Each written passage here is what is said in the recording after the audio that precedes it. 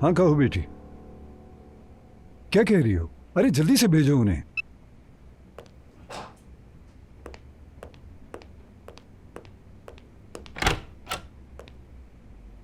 अस्सलाम वालेकुम। वाह अब्दुल्ला भाई वाह, बड़ी इज्जत बख्शी तुमने। इज्जत तो आपकी है जनाब। चलो आओ बैठते हैं। कॉफी तो पियोगे ना? हाँ जरूर, क्यों नहीं। बेटी जल्दी से 2 अच्छी कॉफी भिजवाओ।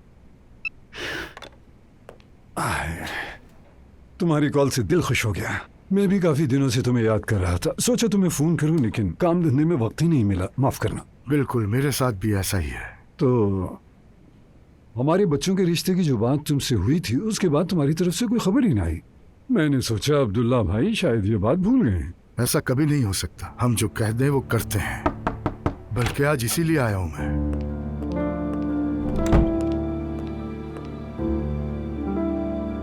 ये लीजिए सर।